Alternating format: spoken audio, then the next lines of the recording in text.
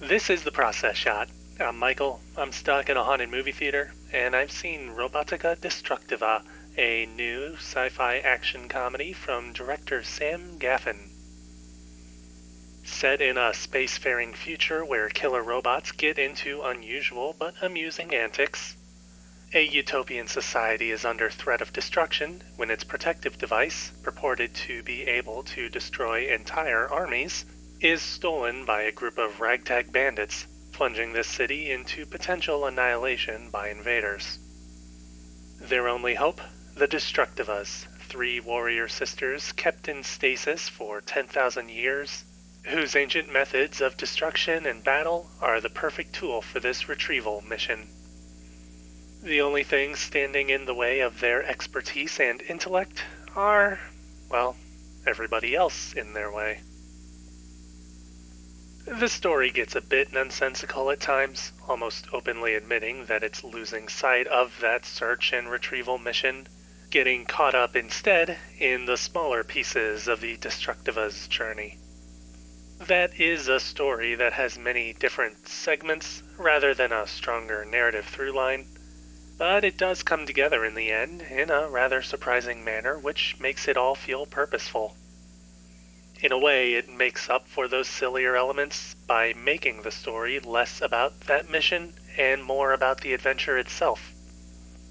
It does mean that there's not much depth to what goes on, whether it be emotionally, thematically, or within the characters themselves, who are pretty much limited to simplified personality traits at best, or are outright one-dimensional at worst. Even the story itself falls back on some standard genre tropes.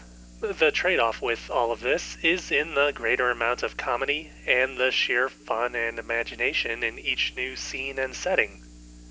The movie is ultimately better off because of this focus, setting itself apart from other sci-fi movies by virtue of foregoing any other sort of commentary in favor of pure creative energy. Or something like that, anyways. The other half of the film's major appeal is in its production and special effects. The whole film is loaded to the brim with visual effects work, most of which is constructed practically and filtered in post-production, resulting in a world that appears consistent.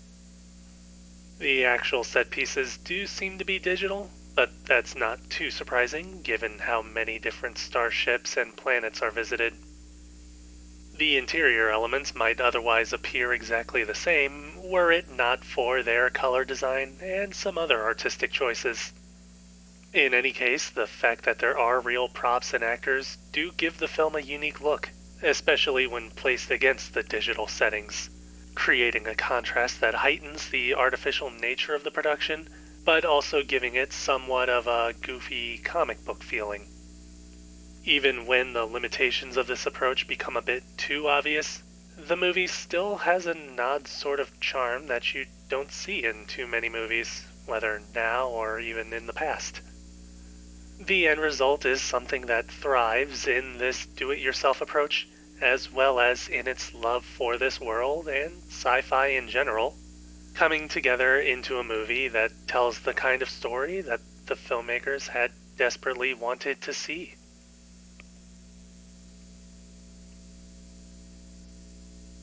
Robotica Destructiva, Sam Gaffin, 2023. 3.5 stars.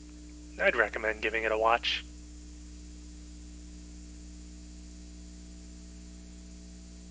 That's it for this review. If you liked it, leave a like. If you have something to add, leave a comment. Subscribe to the channel for more reviews. I think this is a good example to how to make a movie when you don't have the means to really spend a lot of money. Then again, I have seen what happens when you try this without any money at all. So I guess there's a balance you need to meet somewhere.